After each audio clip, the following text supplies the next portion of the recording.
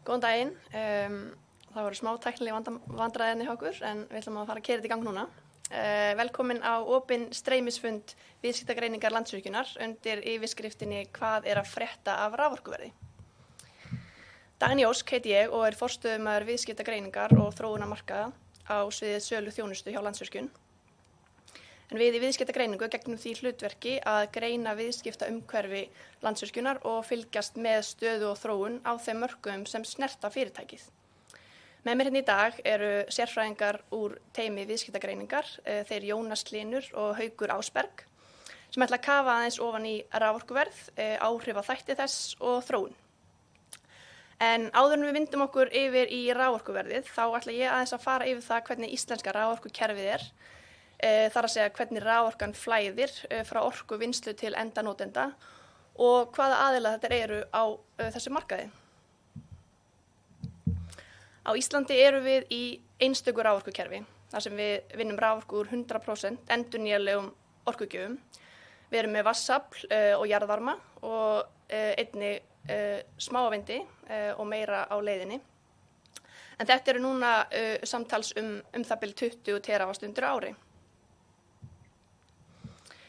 Á Íslandi er samkeppni þegar það kemur að orkuvinnslu og sölu á raforku, á meðan flutningur og dreifingur á raforku er sérleyfisskyld starfsemi. En hér á landi eru nokkur raforkuvinnslufyrirtæki, Landsvirkjun er það stærst og ásamt ON og HS Orku samtals með 97% af orkuvinnslu á Íslandi. Flutningsfyrirtæki Landsnet sér svo að flytja raforku frá vinnslunni með flutningskerfi sínum landið.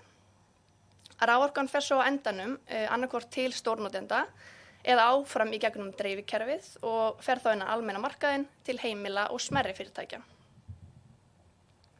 En stórnotendur þeir geta tengst beint við flutningskerfi landsins og nýta því ekki dreifiveitur raforkukerfisins. Til að teljast stórnotandi þá þarf notandi að nota það bil 80 gigawattstundir á ári sem er 10 megawatt á einum og sama staðnum. En til stórnotenda fara 16 teravattstundir á raforku eða 80% af allri raforkuvinnslu á Íslandi. Stórnotendur eru oftast með langtíma samninga raforku í erlendri mynt. Og til þess að fá þá raforkuna til sín þá greiða stórnotendur fyrir raforkuhlutann og svo líka fyrir flutning. En ef við færum okkur svo aðeins yfir í sölu til heimila og smærri fyrirtækja. Orkuvinnslufyrirtækin, þau selja raforku til smásölufyrirtækja sem selja síðan áfram til heimila og smærri fyrirtækja og fólk og fyrirtæki þar geta valið sér smásala og skipt að vild. Í smásölu þá starfa bæði fyrirtæki sem eru með eigin vinnslu og líka fyrirtæki sem eru ekki með eigin vinnslu. En Landsvirkjun er eina raforkufyrirtæki sem starfar ekki í smásölu og selur því ekki beint til heimila og smærri fyrirtækja, heldur eingöngu í gegnum heildsölu til smásölufyrirtækja. En ólíkt stórnotendum þá fer rafmagni bæði í gegnum flutningskerfið og síðan áfram í gegnum dreifikerfið áður en það fer inn í hús hjá heimilum og smærri fyrirtækjum. Það eru nokkrar dreifiveitur hér á landi og þær sjá dreifingu á rafmagninu. Dreifiveitunar skipta landinu á milli sín og hver og ein dreifiveita sér að afhenda rafmagn til heimila og fyrirtækja á sínu svæði. Inn á almenna markað til heimila og smærri fyrirtækja fara 4 teravattstundir af raforku eða 20% af raforkuvinnslu á Íslandi. Og það eru 15% sem fara til fyrirtækja og 5% til heimila. En í heildsölu og til heimila og smærri fyrirtækja, samningar í heildsölu eru oftast styttri samningar og eru í krónum og sömuleiðis í smásölu, en þar eru samkeppnislög sem takmarka lengd samninga. Heimili og smærri fyrirtæki, þau greiða því fyrir raforku hlutann og svo greiða þau fyrir flutning og dreifingu til þess að fá raforkuna inn í hús til sín á endanum. Og af allri raforkuvinnslu í landinu þá Landsvirkjun með 14 til 15 terawattstundir af allri raforkuvinnslu og selur 12 til 13 terawattstundir til stórnotenda og svo 2 terawattstundir í heildsölu sem þá helmingur af almenna markaðnum og selur það til smásölufyrirtækja sem selja svo áfram inn á almenna markað. En þá ætla ég að gefa boltan yfir á Hauk og við köfum aðeins betur ofan í áhrifaþætti á raforkuverð. Takk fyrir það, Dagný. Og síðustu vikur hafa verið töluvert miklar umræður raforkuverð á Íslandi og ýmis sjónarmið hafa komið fram. Ljóst að það eru mjög skiptar skoðanir á raforkuverð á Íslandi. Við ætlum að fara hér aðeins yfir hvað í gangi í raforkukerfinu á Íslandi og hverjar afleiðingarnar af því eru. Raforkuverð vissulega að hækka en við höfum séð ýmsar fullyrðingar tölur og hækkun upp á 20% sem eru kannski ekki alveg réttar.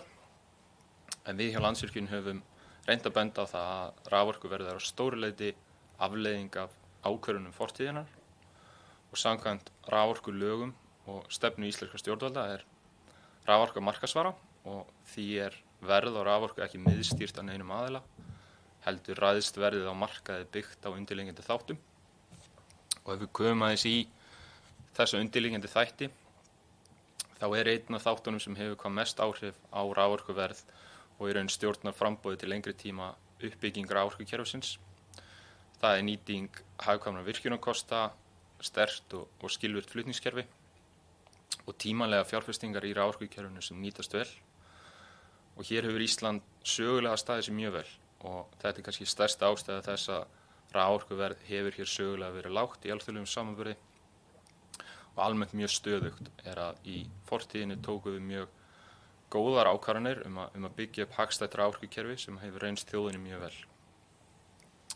Nú, til skemmri tíma geta aðrir þættir haft áhrif á framboð og þetta eru þá fyrst og fremst náttúrulegir þættir.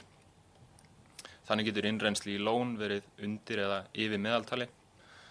Virkjanir sem framleiða bæði heitt vatn og raforku gætu þurft að mögulega draga úr framleiðslu á raforku á köflum ef hitastig sérstaklega lágt. Og við höfum einnig séð undanfarið að eldgos og náttúruhamfarir geta gert það að verkum að framleiðsla hefur dottið tímabundið út af raforkukerfinu. Og að lokum hefur eftirspurnin að sjálfsögðu áhrif. Og þar höfum við séð miklar breytingar síðustu ár. Aukin fólksfjölgun krefst aukinnar orku. Jafnframt hafa komið fram tækniframfarir sem skapa nýjar leiðir til að framleiða matvæli, möguleika á nýtingu gervigreindar og einnig eru stór markmið orkuskipta á Íslandi. 2 af þessum 3 undirliggjandi þáttum geta Íslendingar haft lítil áhrif á. Við munum aldrei stjórna náttúrunni og það ekki raunhæft að ætla hér að stöðva tækniframfarir, lífskjara, bætingu og fólksfjölgun til þess að draga úr eftirspurn eftir raforku. En við getum þó haft áhrif á hvernig við byggjum upp raforkukerfið og getum lágmarkað þessi áhrif náttúrunnar og eftirspurnar á raforkuverð til almennings á Íslandi. Og ef við skoðum aðeins þróun í raforkukerfinu, þá hefur síðastliðin 15 ár verið lítið fjárfest. Flutningskerfið í dag að stórum hluta það sama og það var fyrir 50 árum og í venjulegu ári tapast töluvert mikil orka því að ekki hægt að flytja á milli landshluta á Íslandi.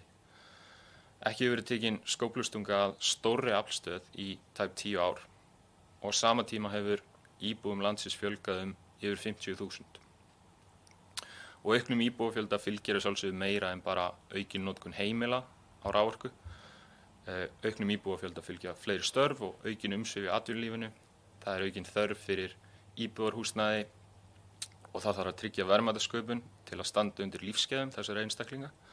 Þannig að auknum mannfjölda fylgja almennt aukin umsvif í samfélaginu. Og þessi auknu umsvif í nútíma samfélagi krefjast orku. Og við höfum séð það að uppbygging raforkukerfisins síðastliðin 15 ár hefur ekki verið í takt við uppbyggingu samfélagsins.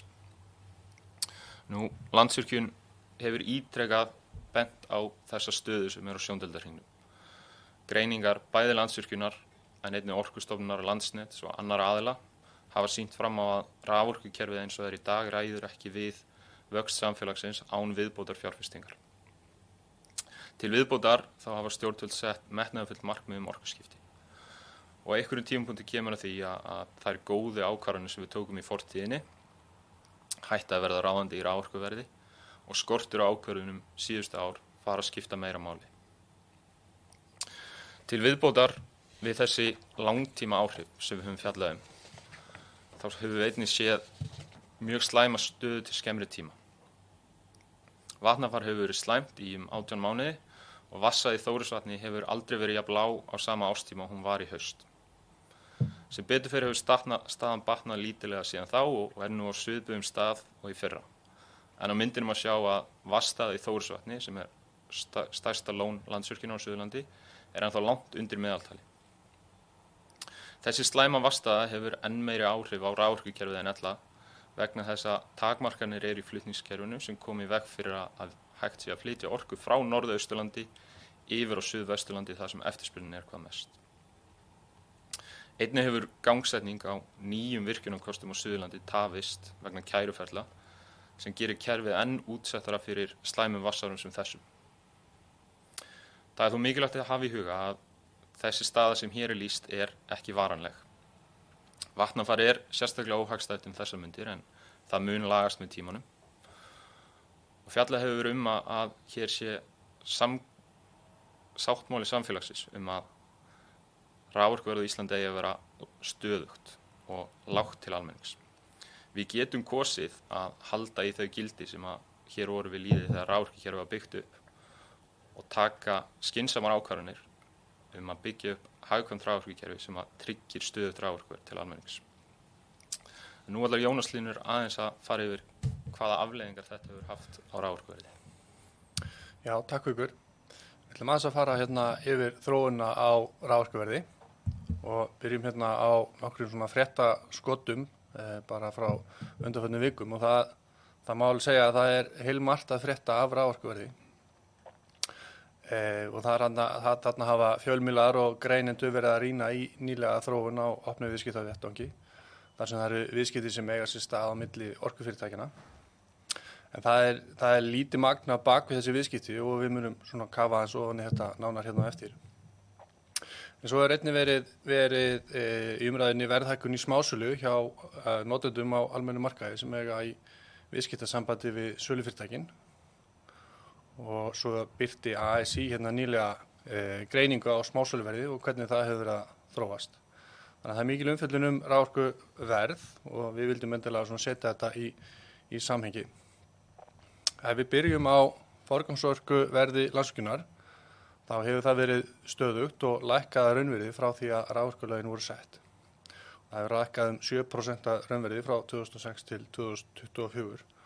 Og það það sem við sjáum á myndinni, það er forgangsorkuverð Landsvirkjunar á föstu verðlagi og þarna sjáum við að raforkuverðið hefur verið stöðugt og í rauninni alveg einstaklega stöðugt í öllum samanburði við önnur lönd.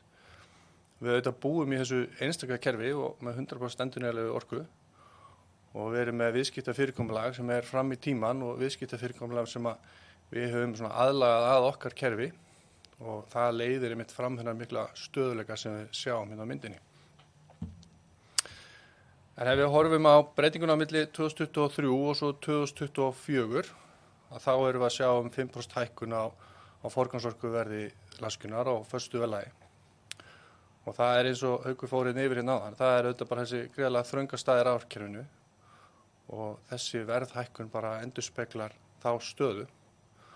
Og það bara eins og margoft hefur komið fram að framboðið hefur ekki haldið í eftirspurn. Og þessi verðhækkun afleiðing þessa. En ef við förum aðeins í smásölu hluta raforkumarkaðar, þá eins og Dagný fór yfir, þá erum við Landsvirkjun ekki í smásölu og við seljum ekki heimilum og fyrirtækjum fyrir utan stórnotendum auðvitað. Þannig að við erum auðvitað svona ólík öðrum vinnslufyrirtækjum að þessu leyti.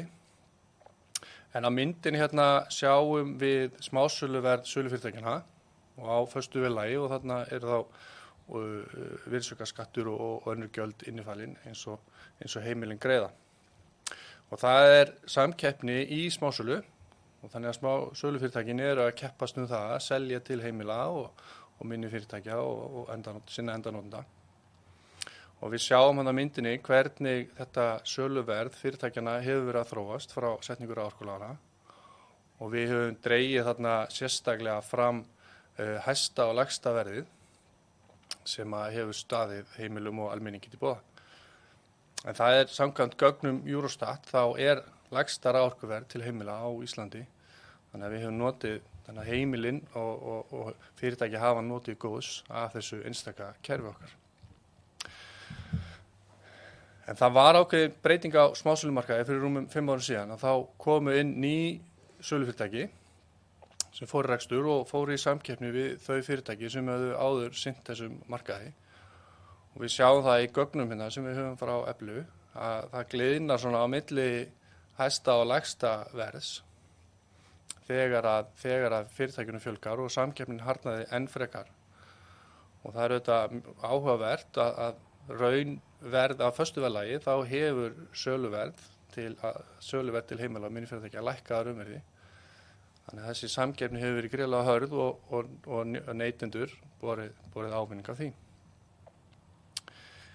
En ef við skoðum svo hérna allt það sem hefur verið að gerast á undanförnu og þetta var einmitt það sem greining ASÍ benti á og það hefur verið hækkun hjá sölufyrirtækjunum. Þannig að misjöfna milli sölufyrirtækjanna 9-37% samkvæmt ASÍ frá október á síðasta ári. En ef við skoðum aðeins samsetningu raforkureiknings meðal heimilis, þá höfum við reiknað hérna á þessari mynd hvernig samsetningin Þarna hefur við reiknað með meðal heimili sem notar 4,5 megavattstundir á ári og þetta í þéttbýli.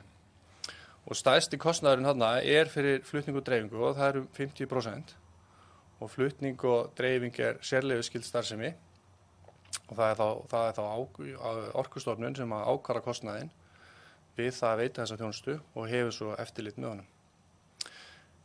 Svo það raforkan, það 30% af raforkureikningi heimila, meðal heimilis fyrir raforkuna og svo skattar og gjöld sem 20%. Það því einungis lítill hluti raforkostnaðar heimila sem ákvarðaðar á samkeppnismarkaði og megnið af kostnaðinum sem sagt ákvarðaðar í höndum stjórnvalda. En við sjáum að með svona einföldum hlutfallareikningi má sjá að öllu óbreyttu að 10% hækkun á raforkunni myndi hækka raforkureikning meðal heimilis 3%. En að þessari mynd höfum við reiknað raforkureiknings heimilis í þéttbýli en það þetta mismunandi á milli dreifiveitu svæða. Þannig að þau heimilis sem til dæmis í dreifbýli, þar samsetningin aðeins önnur og það líka niðurgreiðslur frá hendi stjórnvalda. En svo líka þannig að þau heimili sem notast við rafkynningu að þá notkunin margfalt meiri og kostnaðurinn þar að ekki líka. Og þar einnig stjórnvöld sem að niðurgreiða. Ef við skoðum aðeins breytingu á raforkureikningi meðal heimilis á milli árana 2023 og 2024 að það mesta hækkunin í flutningum og dreifingu sem 8% og í raforkunni 6% og svo í sköttum og gjöldum 6%. Og heildarhækkunin 7%, þannig að í fyrra var meðal heimila að greiða 113.000 krónur á ári, en núna á þessu ári hefur verið að greiða meðaltali 121.000 krónur á ári. Ætla ég ekki að aukja hans boltan? Já, takk fyrir það. Og kannski stærsti munurinn sem við höfum séð á viðskiptum með raforku nú með við í fyrra þegar staðan var einnig þröng að í dag eru viðskipti með raforku opinber öllum, bæði í verði og magni. Og hér á myndinni má sjá opinberu viðskipti á raforkumarkaði með raforku sem afhent árið 2025, sem sagt á næsta ári. Á X-ásnum sjáum við viðskipta mánuði ársins í ár og tákna bláu súlurnar það magn orku sem átti viðskipti með í hverju mánuði. En punktarnir tákna meðalverðið í hverju mánuði. Við sjáum það að meiri hluti raforkuviðskipta á Íslandi framvirkur. Þannig að frá maí til september á þessu ári var stór hluti raforkuviðskipta fyrir árið 2025 framkvæmdur.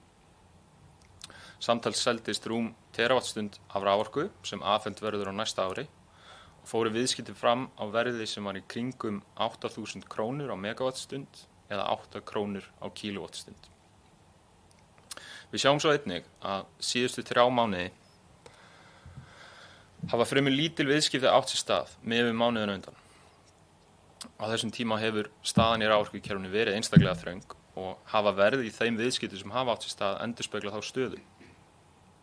Þannig birtust fréttir í fjölmiðlum í október og nóvember að raforkuverð hefði hækkað 30–40% frá því í sumar. Það er vissulega hárrétt en kannski ekki lýsandi fyrir það raforkuverð sem að heimili á Íslandi munu greiða á næsta ári. Vegna þess hver lítil viðskipti á bakvið þetta magn, þá er áhrifin á meðal raforkuverð mjög lítil. Og við höfum hér sýnt meðal raforkuverð á raforkumarkaði fyrir þá orku sem verður afhent árið 2025. Og við sjáum það að áhrifin á raforkuverð eru hverfandi. Og þessi miklu viðskipti fram í tíman lágmarka því verðsveiflur til almennings vegna skammtíma áhrifa í raforkukerfinu.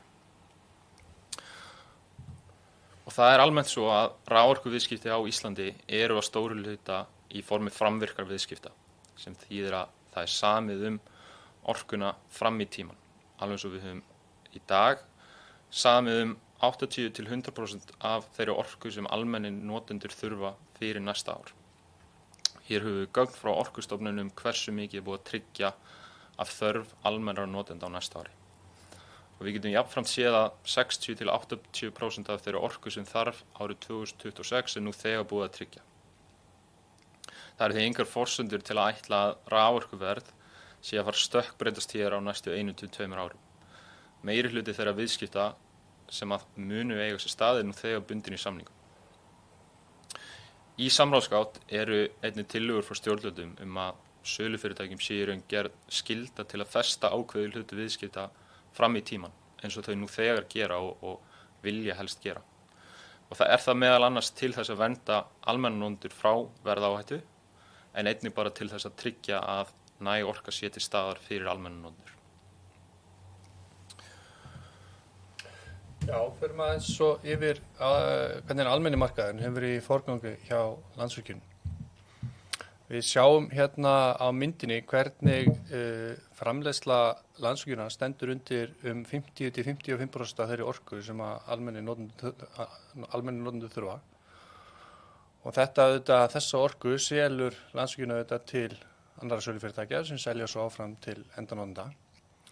Þessi mynd er birt af Orkustofnun og Orkustofnun hefur gert mjög vel í því að auka sína upplýsingaöflun og upplýsingamiðlun og þessi mynd er einn liður í því. En hlutdeild Landsvirkjunar hefur sem sagt aukist 15% frá 2021 og við sjáum líka að ef við horfum við miðað við árið 2018 þá hefur hlutdeildin líka aukist mjög mikið. Þannig að Landsvirkjun hefur verið með almenna markaði í forgangi. Við höfum margoft lýst því yfir opinberlega að við höfum hann í forgangi þó okkur sé ekki skylt að gera það. En það er auðvitað takmörk á því hversu mikið til viðbótar vinnslukerfi Landsvirkjunar ræður við af sölu af raforku úr sínu kerfi. Þannig að þetta er hluti af því að stjórnvöld verða að taka raforkuöryggi heimila á minni fyrirtækja traustum tökum og vinna áfram að lausn.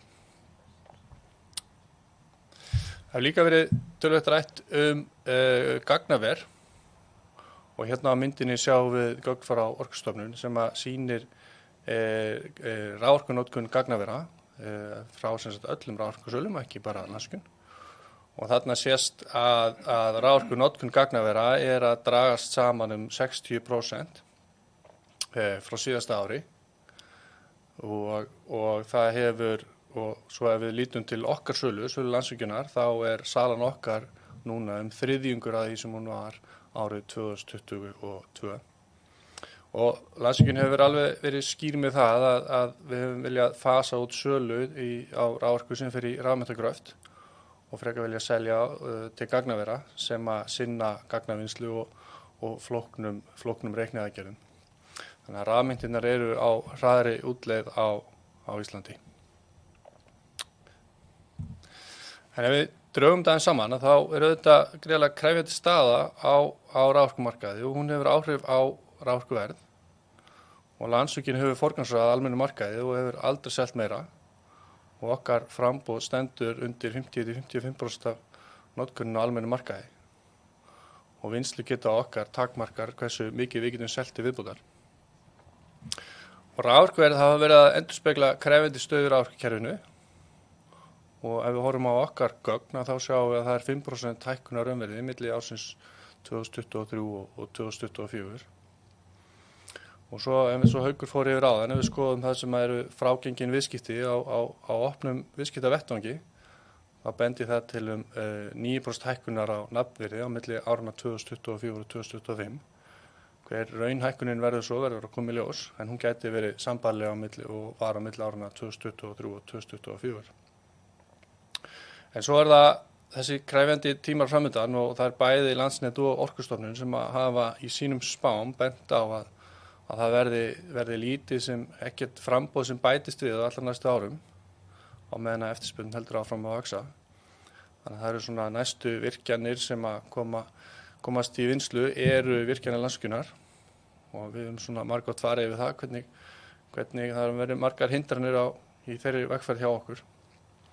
En það er bara mikilvægt að stjórnvöld haldi áfram að þessari vinnu sem að tengist raforkuöryggi vegna þess að lítið framboð og vaxandi eftirspurn skapar enn þrengri stöðu. Og svona til lengri tíma þá er þetta mikilvægt fyrir okkur að byggja hagkvæmvirkjanir og vera með skilvirka leyfisveitingaferla. Það tekur 3 til 5 ár að byggja virkjun eftir að öll leyfi eru komin í hús. Þannig að það er bara gríðarlega mikilvægt að við tryggjum þetta framboð í samræmi við eftirspurn og það er bara samfélaginu til heilla. En við þökkum fyrir góðan fund. Ykkur er frjálst að hafa samband við okkur í viðskiptagreiningu eða vakna ykkur spurningar. Og svo óskum við ykkur bara gleðilegra jóla.